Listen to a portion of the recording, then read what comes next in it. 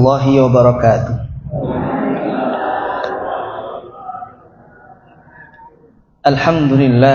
Alhamdulillahi rabbil alamin, wassalatu wassalamu ala asyrafil anbiya'i wal mursalin wa ala alihi wa ashabihi at-tayyibin at-tahirin. Subhanaka la ilma lana innaka antal alimul hakim wa tub alaina innaka antat tawwabur rahim.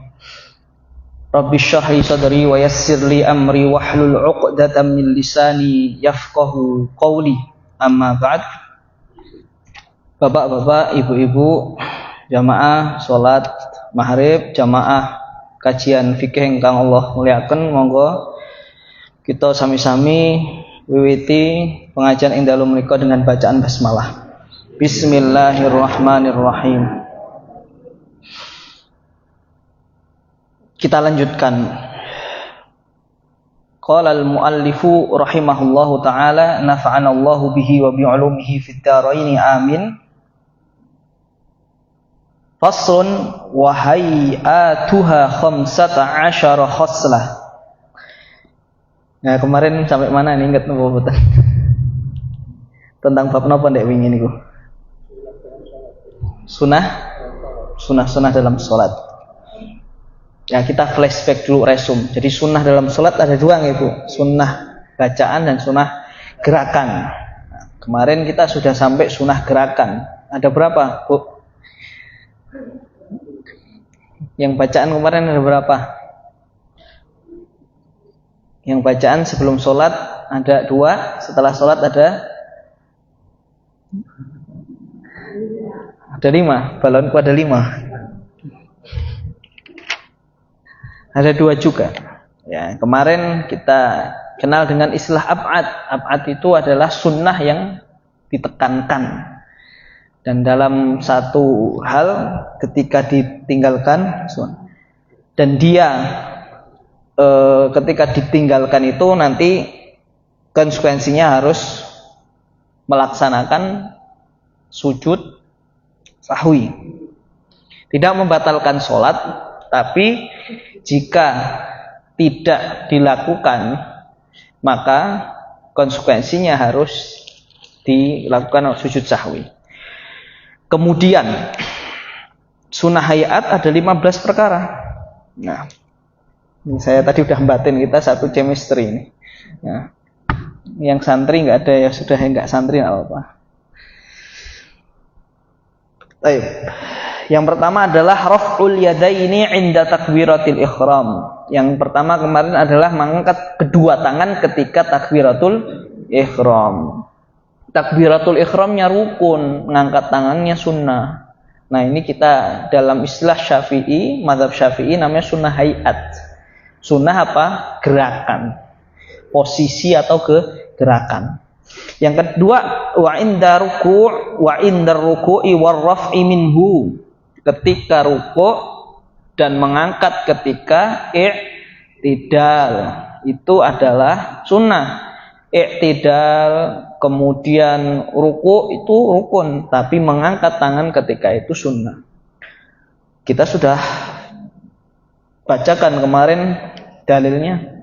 Kita lanjutkan. Wa wad'ul yamini 'ala shimal, meletakkan tangan yang kanan di atas tangan yang kiri. Ini juga sunnah. Karena dalam mazhab yang lain atau dalam pendapat ulama yang lain bahkan tidak perlu mengangkat kedua tangan. Jadi ya sudah, lempeng aja tangannya ke bawah, tidak ditekuk. Itu kalau orang nggak tahu kok beda ya, memang mengangkat atau meletakkan tangan kanan di atas tangan kiri itu sunnah. Dalam variasi dalam mazhab kita pun ada yang taruh di dada, di perut, di samping. Variasinya ternyata ada juga. Nah, ini juga tidak ada masalah. Kemudian membaca iftitah atau tawajjuh. Ini bacaannya banyak juga. Di antara mungkin yang kita hafal, Allahumma inni ba'id baini wa baina khotoyaya, inni wajjahtu wajhiya ila akhirih. Itu juga salah satu sunnah hayat. Membaca apa? Doa iftitah atau tawajjuh tadi. Tawajjuh memang secara bahasa menghadap, tapi ketika menghadap itu bacaannya apa? Itu namanya doa iftitah. Selanjutnya adalah isti'adzah, membaca ta'awudz. Itu redaksinya juga ada beberapa. A'udzubillahi minasyaitonirrajim. Ada yang tambahin Allah a'udzubillahi samiil alim minasyaitonirrajim. A'udzubillahi samiil alim minasyaitonirrajim min hamzihi wa nafthihi wa nafsihi. Nah, syukur-syukur hafal semuanya nih. Jadi kalau mau ta'awud biar agak keren tambahin as-samiil alim. Nah, sesekali. Nanti rakaat kedua tambah min hamzihi wa nafthihi dan sebagainya. Ya minimal ada variasi ya. Jenengan nanti coba di data itu doa-doa yang kira-kira ada variasinya dihafalkan, dicatat. Oh ta'awud itu ternyata tidak cuma satu, ada 3. Nah, dihafalin salah satu lagi gitu. Jadi nek misal rakaat A, rakaat pertama pakai bacaan A, rakaat B, rakaat kedua pakai bacaan B. Dalilnya apa? Dalilnya di dalam surat An-Nahl. Fa idza qara'tal Qur'ana fasta'idz billahi minasyaitonir rajim. Maka ketika engkau membaca Al-Qur'an, mintalah perlindungan kepada Allah dari godaan setan yang terkutuk. Dan ini dibaca dalam setiap rakaat. Tidak hanya dari rakaat awal tapi setiap rakaat. Selanjutnya wal jahru fi mawdhi'ihi, membaca jahar pada tempat-tempatnya, wal israru fi mawdhi'ihi, dan membaca sir pada tempat-tempatnya. Jahar artinya keras secara bahasa, tapi secara istilah bahwa suara jenengan itu terdengar oleh jenengan sendiri dan orang lain. Sir artinya suara itu hanya terdengar oleh telinga jenengan. Jadi tidak ada ilmu kebatinan. Sir dibaca batin, enggak, bukan dibatin, dibaca. Berarti kalau dibaca ada suaranya. Bedanya cuma didengar oleh atau tidak didengar oleh orang lain. Apa dalilnya? Dalilnya wala tajhar bi sholatika wala tukhafit. Wah, ini nanti dulu. Jadi yang jahar itu dibaca di tempat-tempat tertentu. Contohnya di sholat subuh, sholat maghrib di 2 rakaat pertama, sholat isya di 2 rakaat pertama, sholat Jumat, sholat Id, sholat khusuf. Apa sholat khusuf kemarin? Sholat apa khusuf itu? Sholat gerhana. Istisqa. Apa istisqa kemarin? Meminta hujan. Sholat tarawih, sholat witir pada Ramadan. Kemudian sholat 2 rakaat ketika tawaf, ketika jenengan umroh atau haji. Nanti tawaf ketika waktu malam atau waktu subuh, maka disunahkan bacaannya jahar. Kemudian selanjutnya adalah wa yatawassatu fin naflil mutlaq fil laili bainas sir wal jahr. Nah, ini tadi yang saya bacakan dalilnya, wala tajhar bi sholatika wala tukhafid biha wabtaghi baina dzalika sabila. Dan jangan keraskan suaramu ketika sholat dan jangan rendahkan di antara sedang-sedang saja. Itu adalah bacaan ketika sholat malam. Jadi dulu Umar ditanya, kok kamu ngeraskan suaramu, kenapa Umar ketika sholat malam? Supaya setannya takut. Wah. Kalau jenengan sholat malam itu yang takut jenengan apa setannya? Nah, ini saya kurang setuju dengan film-film yang bikin kemudian ada orang sholat di belakang ada setan. Itu merusak akidah itu. Harusnya orang sholat itu ya setan itu nggak ada setan. Bahkan kalau ada jin yang makmumnya gitu loh. Dan itu ada dulu zaman Rasulullah, jin makmum kepada Rasul, kepada sahabat itu ada. Loh kok anak film kok weli men. Judulnya makmum, imam, masbuk, mbuh jenenge mbok kayak ngono-ngono ki. Terus enek scene filmnya setannya di belakang orang sholat. Nah itu sebaiknya tidak melihat film-film seperti itu karena itu merusak pemahaman kita dan merusak akidah. Saya film suka, tapi menghindari 2 film horor gak jelas atau film drama pecisan. Saya nggak suka. Kalau drama action Jackie Chan seneng saya, silat seneng. Tapi kalau film-film yang cinta-cintaan sebaiknya dihindari, apalagi film-film horor itu karena kadang merusak. Baik, jadi kalau sholat malam itu Abu Bakar ditanya juga, Abu Bakar kenapa kok kamu kalau sholat malam pelan-pelan bacanya? Saya cukup untuk diri saya sendiri gitu. Saya sudah cukup untuk diri saya sendiri. Maka diberitahu, Umar rendahkan sedikit, Abu Bakar tinggikan suaramu sedikit. Jadi kalau untuk sholat malam sunnahnya suaranya sedang-sedang saja, tidak terlalu rendah, tidak terlalu tinggi. Itu tadi dalilnya surat Al-Isra ayat 11. Nah, itu untuk sholat malam. Adapun kok ada ya sholat jahar tadi kok harus maghrib, harus isya, itu dalilnya seperti apa sih? Ya ada. Dalilnya ada diriwayatkan oleh Imam Bukhari. Ini saya ringkaskan saja ya, ada beberapa redaksi.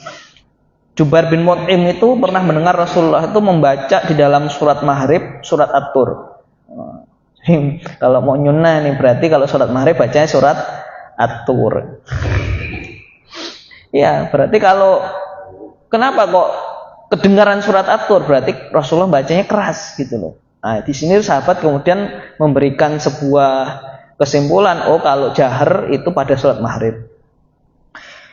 Kemudian diriwayatkan juga dari Barra dari hadis Bukhari dan Muslim bahwa Nabi SAW itu beliau pernah mendengarkan Rasulullah membaca atin, watin, wazaitun pada surat Isya. Dan beliau menambahkan wa ma sami'tu ahadan ahsana sautan minhu au qira'atan. Dan aku tidak pernah mendengarkan suara yang sebagus ini atau bacaan yang sebagus ini.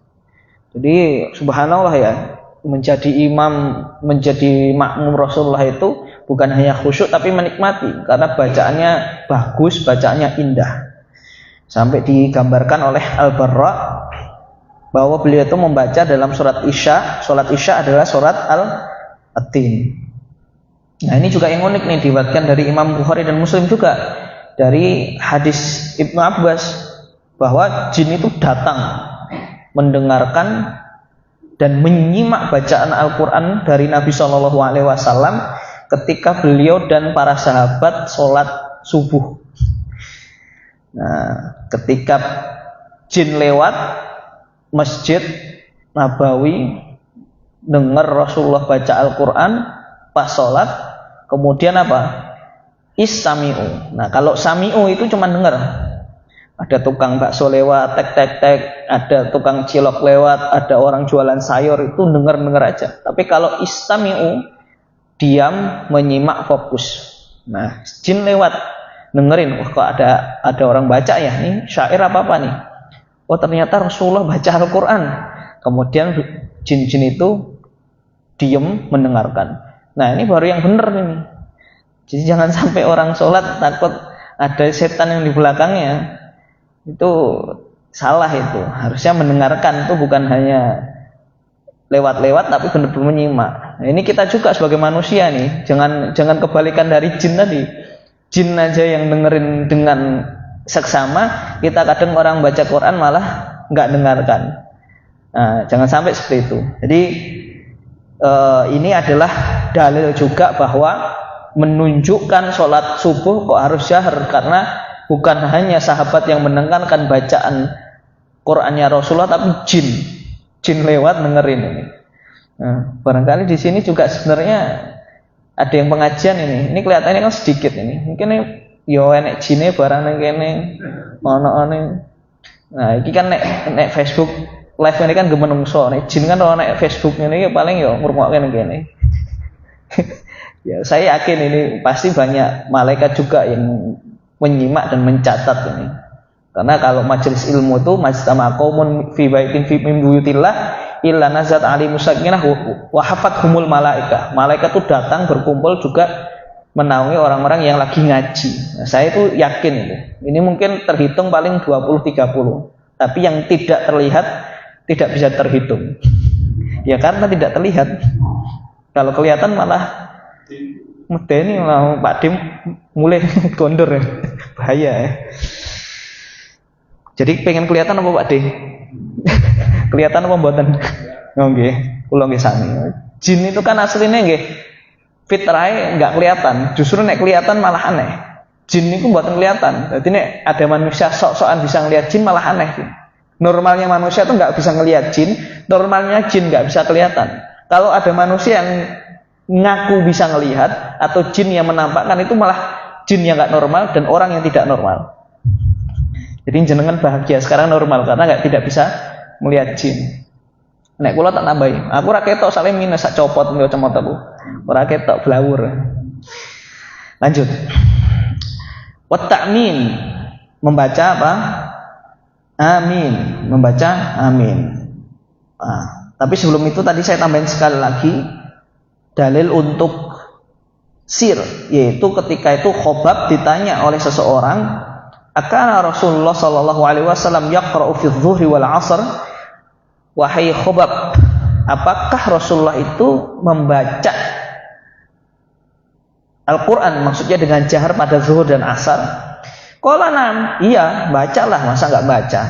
Kenapa kok ini pertanyaan bisa terlontarkan oleh seseorang? Karena ketika asar dan zuhur itu kan tidak ada suara, tidak terdengar itu. Dikira Rasulullah itu sholat tidak baca apa-apa. Terus ditanya sama orang tuh, loh kamu tuh taunya dari mana kalau Rasulullah baca? Wong kita nggak kedengaran kok. Qala bittira bilihyatihi. Aku bisa menyimpulkan beliau itu baca karena dari gerakan jenggotnya, kayak makan, karena sholat nggak mungkin makan, berarti membaca bacaan. Nah itu dalil bahwa ketika sholat zuhur dan asar itu disirkan. Bahkan di satu saat untuk mengajari sahabat, Rasulullah juga agak meninggikan suaranya agar terdengar oleh para sahabat. Nah ini yang selanjutnya adalah sunnah hayat adalah membaca takmin. Apa? Membaca amin.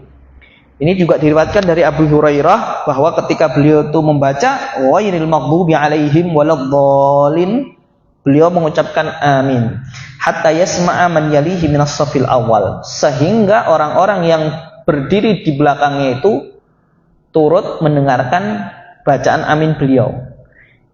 Ini juga menjadi suatu ketegasan bahwa sunnah untuk mengaminkan bacaan ketika setelah Al-Fatihah bukan hanya untuk makmum, tapi juga untuk imam. Jadi imam munfarid ataupun ketika berjamaah, maka imam juga disunahkan membaca apa? Amin. Bukan hanya makmum. Kemudian ada satu fadilah lagi. Ketika membaca amin diriwayatkan oleh Abu Hurairah, fa innahu man wafaqa qawluhu qaulal malaikah ghufira lahu ma taqaddama min dzambi. Sesungguhnya barang siapa yang bacaan aminnya bertepatan dengan bacaan malaikat, ghufira lahu ma taqaddama min dzambi, dia diampuni dosa-dosanya yang telah lalu. Maca amin tok loh diampuni.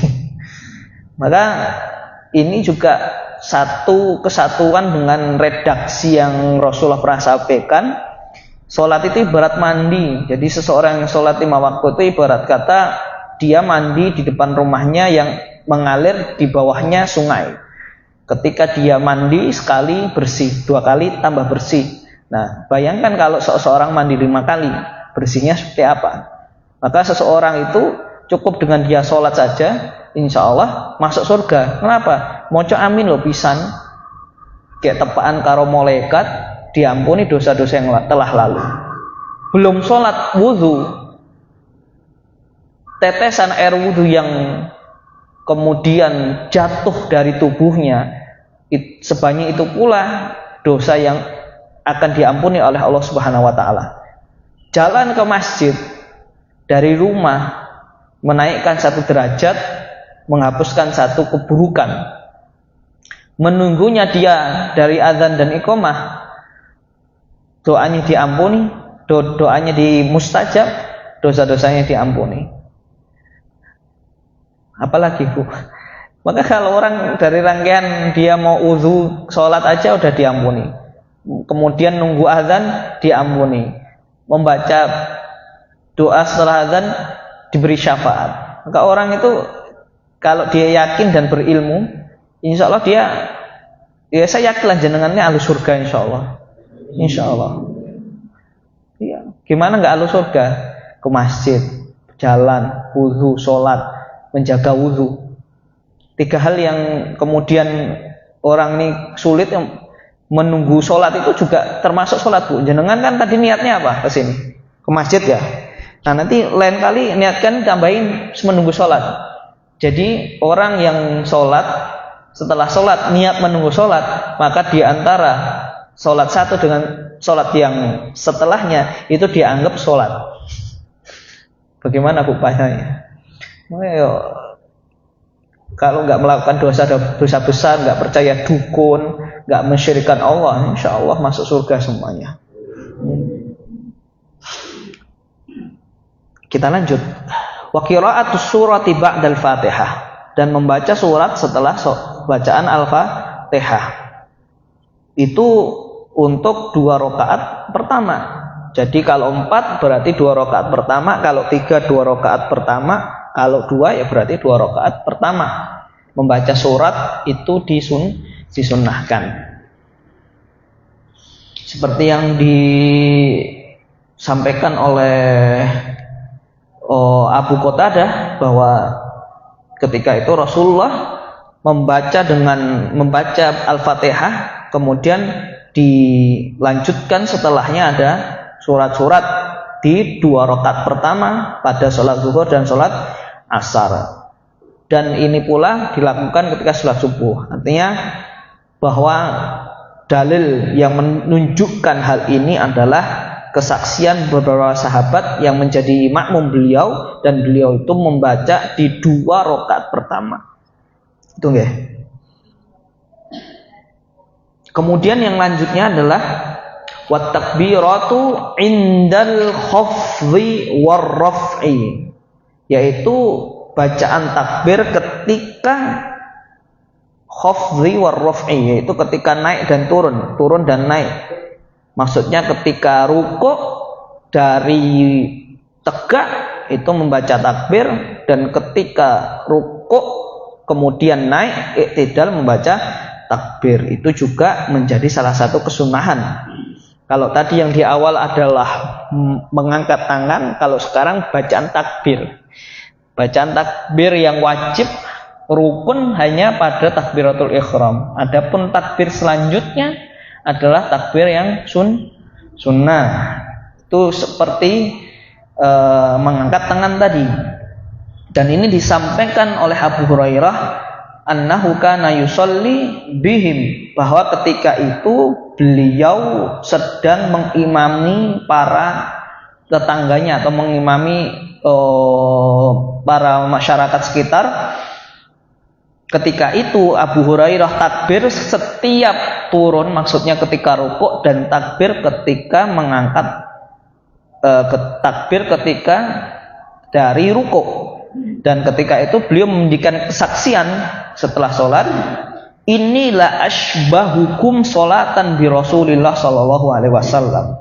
Aku ini orang yang paling mirip, paling tahu sholatnya Rasulullah sallallahu alaihi wasallam. Ini secara eksplisit, secara nggak langsung juga adalah sebuah hal yang perlu disampaikan. Maksudnya apa? Kalau kita tahu suatu ilmu, ya katakan tahu. Kalau kita tahu, sampaikan ilmu tersebut, jangan disimpan. Karena kadang di masyarakat kita itu ya agak-agak aneh ya kadang ya. Bukan aneh, agak-agak unik lah. Kadang orang yang menyampaikan kebaikan dianggap sok suci atau sok alim. Itu salah itu. Kalau kita tahu ilmu sesuatu dan kita lihat tetangga, jangan tetangga lah, keluarga kita dulu yang kurang tepat, kita sampaikan tentu dengan hal yang baik, tentang perkataan yang baik. Tentu kalau sudah baik ya tidak perlu ditegur gitu. Tapi kalau kita tahu bahwa yang dilakukan orang sekitar kita itu kurang baik, ya kita sampaikan sesuai dengan ilmunya. Kalau tidak tahu ilmunya ya belajar bareng atau minta tolong seseorang yang ahli di bidangnya. Nah, ini salah satunya yang pernah saya temuin. Ini ada keluarga, kemudian tentang pembagian waris. Nah, pembagian waris itu kan ada hukum Islamnya juga. Dia tahu itu, kawan saya tahu kalau dia itu membagi waris itu harus dalam hukum Islam, dan hukum Islam ada aturannya, sepertigakah, seperduakah, seperempatkah, seperdelapankah, sisanya kah, dan sebagainya. Dia tahu ilmunya atau dia sudah pernah belajar, namun ketika perkara itu terjadi dia tidak mampu untuk menyampaikan ke keluarganya, akhirnya dia menginisiasi untuk manggil orang yang ahli di dalam ilmu waris itu. Nah, sama-sama belajar, akhirnya warisannya dibagi sesuai dengan hukum Islam. Nah, itu juga satu ilmu yang hari ini terlihat aneh dan perlu untuk dipelajari gitu, yaitu apa? Ilmu fikih waris. Kalau dalam bahasa fikihnya faraid. Itu nanti mungkin di bab muamalah ya, bab muamalah. Ya, semoga nanti kita sampai bab itu kita bisa bahas tuh. Kapan seseorang dapat sepertiga, kapan dapat seperempat. Dan itu ada di Al-Quran, pembagian itu. Nah, itu juga salah satunya ketika kita nggak tahu ilmunya, belajar. Kalau tahu ilmunya belum bisa menyampaikan dengan baik, undanglah yang ahli. Dan sebaik-baik orang yang ingin mengetahui kebenaran adalah fas'alu ahla dzikri in kuntum la ta'lamun. Tanya kepada orang ahli, tanya kepada orang yang berilmu jika kamu tidak tahu. Kalau tidak tahu ya ngomong nggak tahu. Kalau tahu sampaikan sesuai dengan kadar keilmuan. Nah, ini beberapa redaksi kadang sahabat kayak gitu. Aku nih loh paling tahu tentang ilmu sholat nih. Artinya ya kalau kamu belum mengetahuinya, ambillah ilmu itu dari aku. Ini bukan sombong, ini justru kayak gitu. Ibarat kata dokter, nggak ada orang tahu dokter kalau dia nggak masang pelang. Ustadz nggak ada yang tahu dia ustadz kalau dia nggak memperkenalkan diri gitu. Seseorang ya dikenalkan dengan kapasitasnya. Nggak apa-apa, kadang kita harus ngomong ke anak kecil, ya, ini alhamdulillah sudah hafal juz 30. Kita perlu kenalkan kalau dia memang punya kapasitas untuk mengimami, ya kita persilahkan. Itu kita memberikan kesempatan kepada orang yang berilmu untuk menyampaikan sesuai keilmuannya atau sesuai posisinya. Itu perlu. Dan alhamdulillah di masjid ini sudah menempatkan sesuai dengan posisinya. Kadang ya anak-anak kita sudah diberikan kesempatan untuk imam yang memang bacaan sudah baik, kemudian beberapa juga diberikan kesempatan untuk men-share ilmunya. Nah, ini hal yang baik sekali. Selanjutnya adalah wa qawlu sami'allahu liman hamidah rabbana walakal hamd. Ini perkataan Allah telah mendengar orang-orang yang memujinya, rabbana walakal hamd, ya Rabb kami, hanya untukmu segala pujian. Ini salah satu sunnah ketika i'tidal atau bacaan ini tadi. Bahkan di redaksi lain pernah ada sahabat ketika Rasul imam ada baca Rabbana walakal hamdu hamdan katsiran thayyiban mubarakan fihi. Nah, ketika itu selesai sholat didatangi, siapa yang tadi i'tidal bacaannya Rabbana walakal hamdu hamdan katsiran mubarakan fihi. Kemudian ada sahabat mengangkat, saya Rasulullah gitu. Wah, dikasih berita gembira. Wah, kamu ini tadi ada 30 malaikat yang mendoakan kamu, mencatat pahalamu karena kamu memuji dengan bacaan itu. Ada ulama lain kemudian memberikan sebuah penjelasan, oh itu tadi ada 30 huruf, maka satu huruf itu dihitung satu kebaikan. Maka sholat itu dari takbiratul ihram sampai salam semuanya isinya kebaikan dan kebaikan. Maka kalau sholatnya benar, ya insya Allah akan terjaga dari hal-hal yang tidak baik, insya Allah. Selanjutnya, wat tasbihu fir ruku'i was sujud, membaca subhanallah ketika rukuk dan sujud. Ini diriwayatkan oleh Hudzaifah. Ketika itu Hudzaifah sholat bersama Nabi pada malam. Nah, ini ketika itu Rasulullah baca alif lam mim. Dikira wah paling Rasulullah baca 100 sih. Lanjut di 140, oh paling ngerampung Al-Baqarah. Wis anta maulana fansurna 'alal qaumil kafirin. Lanjut menahi An-Nisa. Ya ayyuhan nasu taqu rabbakumul ladzi khalaqakum. Lanjut rampung An-Nisa. Oh paling ki rukuk Ali Imran meneh. Hudzaifah ini. Kayak Imam Rasul membatalkan kan ya ora penak lho, ya mau suwi ya Imam 5 juz. Nah, ketika ada ayat tasbih Rasulullah bertasbih, ketika ada ayat-ayat doa Rasulullah berdoa, ketika ada ayat-ayat azab Rasulullah meminta perlindungan atau berdoa kepada Allah. Sampai ketika rukuknya sama kayak berdiri. Ini Hudzaifah. Salat 5 juz mbah. Iki langsung dipecat dari imam. Coba imam meneh wis. Mau 5 juz. Wis 5 juz rukuke padha kaya ngadege. Wis ibarat kata sak juz setengah jam wis. Nek 5 juz 6 juz ya paling wis 3 jam ngadeg, rukuke 3 jam, Mbah. Tapi niki Rasulullah salat piyambak lho. Iki Hudzaifah sing ya melu-melu nih. Jenengan niki tidak dilakukan oleh profesional ya ora iso salat 3 jam iki sak rakaat to, Mbah. Ya boyokan. Pas iktidal, Mbah, macane ngadege padha kaya rukuke. Pirang jam wae. Nah, ketika rukuk, ya ini intinya kan pas bacaan tasbihnya kan. Pas tasbih itu baca subhanallahi wa bihamdi atau subhan rabbiyal azim wa bihamdi. Ketika sujud subhan rabbil a'la atau subhan rabbiyal a'la wa bihamdi. Nah, bacaan subhana rabbil azim, subhan rabbil a'la wa bihamdi ini adalah salah satu sunnah. Artinya, Mbah, jenengan misal salat, rukuk iki meneng wae. Sing penting tumaknina, sing penting aja kesusu, sik tenang, terus ra maca apa-apa ya sah. Dadi niki nggih ngerti rukun, ngerti sunah, ngerti wajib iki salah sijine nek wong tua lagi mlebu Islam. Nek kon ngapal kabeh bacaan mumet lho. Ditambah surat sing ngendi. Ya udah, diniatkan aja ketika rukuk pengen tak korup, pengen ibadah, ora maca apa-apa, yang penting ora kesusu, tenang, sah salate. Ngeten. Atau wong lagi Islam pisanan ini. Kayak wae, salate rukune iki wae lho. Sisane wis barno, wis ora samumet, penting gerakane ngene iki. Ojo mencolot-mencolot, rukuk ya sing rukuk tenanan, sujud tenanan, sah salat. Karena tadi kan sudah disebutin yang rukunannya masih sedikit, sisanya sunnah. Nah, ini penting nih. Nah, nek wis Islam suwe berarti ditambah sempurna. Kuwi ngerti, misal ini bacaan tasbih itu sunnah, ya tetap dibaca, tapi kan kita tahu posisinya ini sunnah.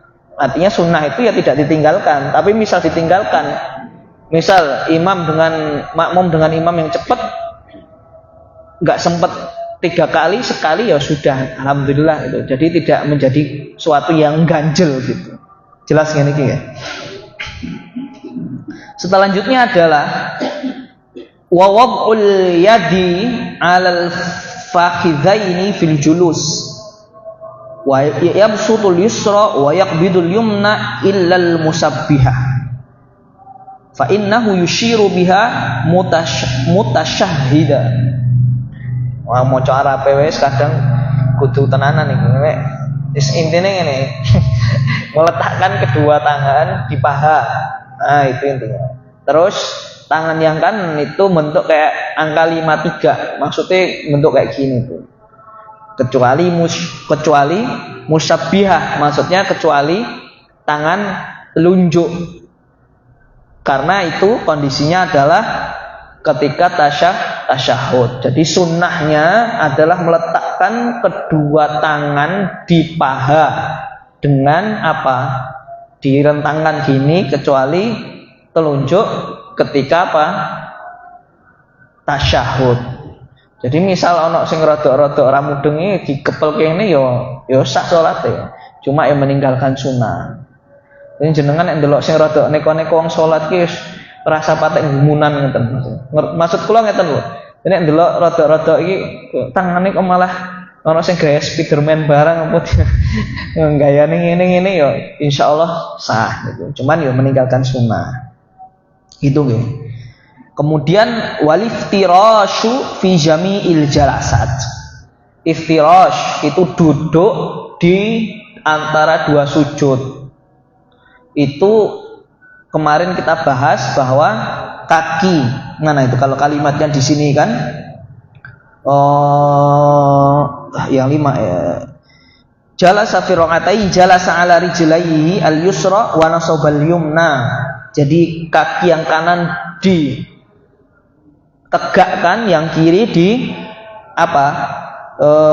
diduduki. Nah, itu kan namanya iftirash. Itu ketika di akhir itu namanya tawarruk. Tawarruk itu berarti kalau kalimat kitabnya wa idza jalasa fi raqatil akhirah qaddama rijlahul yusra, kaki yang kiri itu dimajukan, wa nasabal ukhra, yang kanan ditegakkan dan duduk di atas pantat. Nah, itu yang namanya tawarruk. Tawarruk itu kalau duduk di rakaat akhir. Ini mungkin di redaksi lain juga untuk salah satu variasi iftirash. Iftirash itu duduk iqa'ah. Duduk iqa'ah itu berarti dua-duanya tegak. Dua-duanya apa? Tegak. Nah, ini misal Pak tentara atau yang lagi dipakai PDL di kemah, kemudian lebih mudah mungkin duduk iqa'ah. Jadi posisi telapak kaki itu tegak semuanya. Itu juga salah satu variasi dari duduk iftirash. Kalau duduk yang tadi di akhir namanya tawarruk, itu posisi apa? Duduk di atas apa?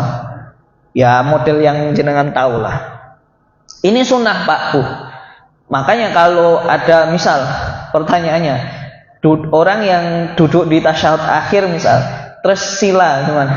Sah enggak sholatnya? Di rakaat akhir itu sudutnya sila. Kenapa enggak Pak D? Ya sah saja.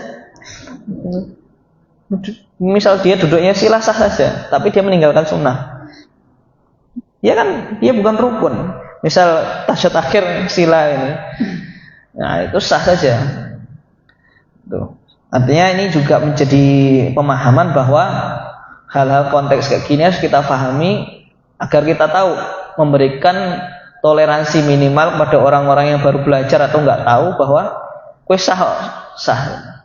Kalau kita tahu ya kita semaksimal mungkin mengikuti sesuai dengan sunnah. Terakhir, wat taslimatus tsaniyah, atau yang terakhir adalah salam kedua.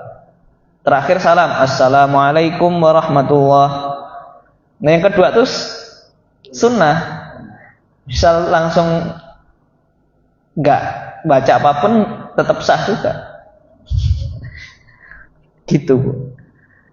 Terus apa sih dalilnya? Dalilnya ya ini diriwayatkan oleh Sa'ad, diriwayatkan oleh Muslim, kuntu ara Rasulullah sallallahu alaihi wasallam yusallimu ala yaminihi wa an yasarihi hatta ara bayadha hadhihi. Jadi Rasulullah itu ketika salam ke kanan dan ke kiri, aku melihat pipi putihnya beliau. Jadi kalau salam ya pipinya kelihatan. Terus redaksinya apa? Redaksinya anna nabiyya kana yusallimu al yaminihi wa shimalihi hatta yara bayadha hadhihi, dan beliau bacanya ketika tadi salam kelihatan pipi kanan, kelihatan pipi putihnya, kelihatan pipinya, kemudian bacanya apa? Assalamualaikum warahmatullah. Assalamualaikum warahmatullah. Tidak ada wabarakatuhnya. Ya kenapa ya? Karena redaksi di hadisnya assalamualaikum warahmatullah. Nah, saya nggak tahu kalau ditambahin wabarakatuh. Atau bahkan ada yang saya pernah makmum assalamualaikum. Mungkin ada dalil yang lain tapi saya belum membaca. Kalau di redaksi sini dari Ibnu Mas'ud bahwa bacaan salam itu assalamualaikum warahmatullah. Sudah. Assalamualaikum warahmatullah. Di posisinya yang ketika salam kelihatan pipinya, salam kelihatan pipinya, bukan badannya tapi pipinya aja. Seperti itu. Wallahu a'lam. Kita lanjutkan di pekan depan tentang hal-hal yang berbeda antara laki-laki dan perempuan, insya Allah. Mohon maaf jika ada kata-kata yang kurang pas. Semoga Allah ampuni. Itu kesalahan dari saya dan kebenaran dari Allah Subhanahu wa taala.